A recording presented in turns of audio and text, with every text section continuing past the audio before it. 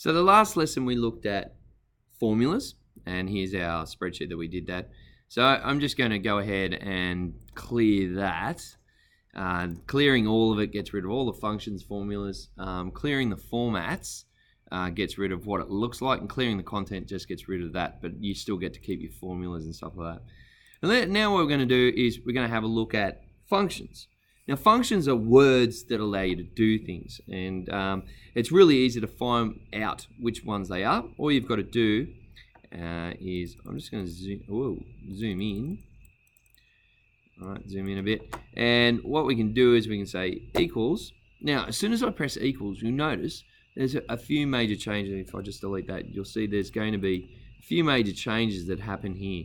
First of all, watch this. These three light up, or they're lit up. Well, not lit up, but you can see them. It says I can insert a function, I can enter, or I can cancel a function, or I can even do this. I can choose the very most basic functions where I can look them up. These are the ones that are really simple stuff, standard deviation. Not sure what PMT is. I don't have to know what that is. Sum ifs, sign, max, count, hyperlink, if, average, sum.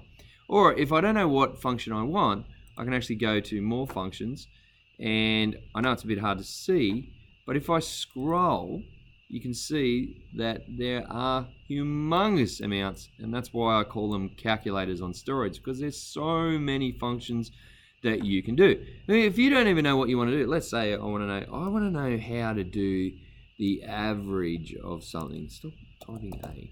Right, so I search it, and it comes up and it goes, oh yeah, there's average there, you can do it. And then it says average is number 1, number 2, and it says returns the average, the arithmetic mean of its arguments, which can be the numbers or names, arrays, or references that contain numbers.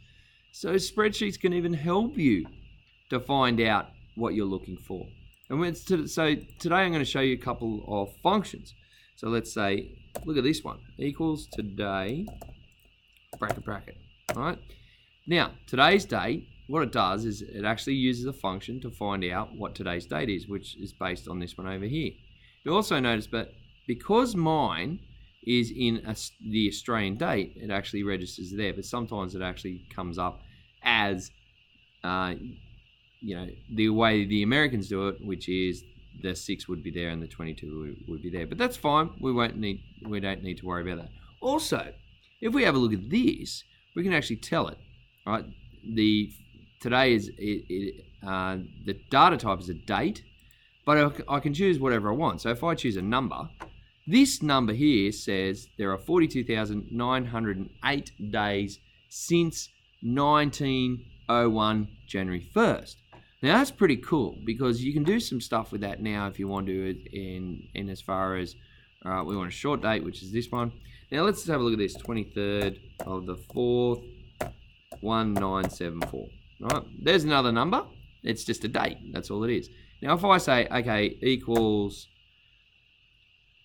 that minus that, then I get a number that says this. And then if I do this, equals that divided by 365.25, then I get another number. And that's just reduced the number of decimal places. Now, let's have a look at this. Okay, so today's date is the 22nd, and I put this date in, which equated to, this is how many days it has been since that date, number of days, so 15,766, which equates to, if I do a formula in there, if I divide it by 365.25, to allow for leap years, this is how many years old I am. So that's pretty cool, isn't it? So you can do that. I'm 15,766 days old. Oh my God. But then we can do all sorts of things. So if we go, like, we get back our numbers again, and we go 1, 2, we can do a number of things. So if I highlight that, you'll see down the bottom here, it's really small, but you can see average is 5.5. Count equals 10, and the sum equals 55. So I can go, all right, what is the total of those numbers? Oops. So I press equals, sum, open the bracket, and then I highlight these numbers, and then I press enter, and it says that's the sum is 55. I can even do things like, all right, what is the largest number in this group? Well, I can go, all right, the maximum number is 10.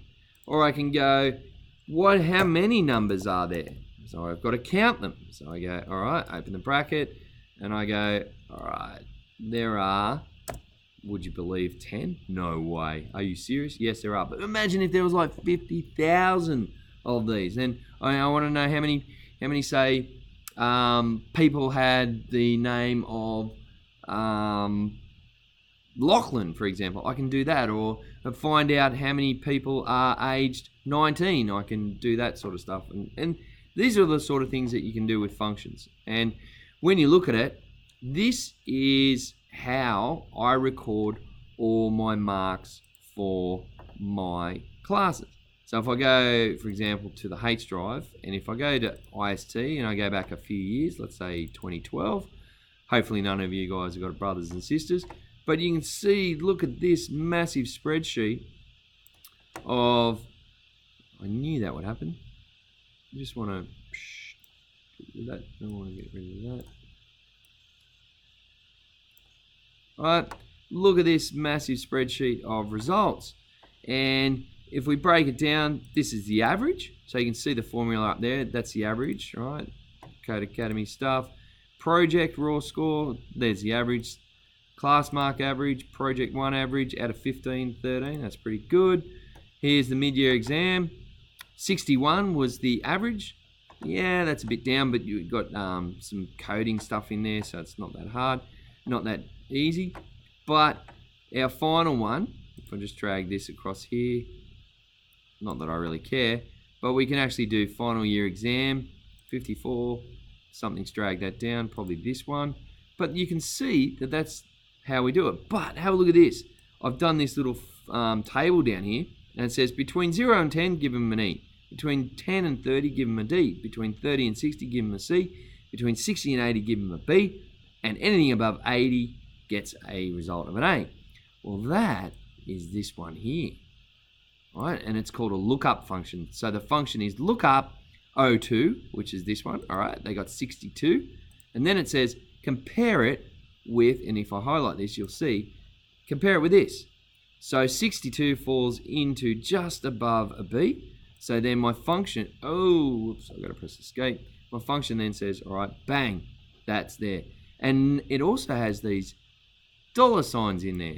And that's what we're going to look at. Our next video is going to be about those dollar signs. But that's pretty cool. That's about functions. I hope you enjoyed that one.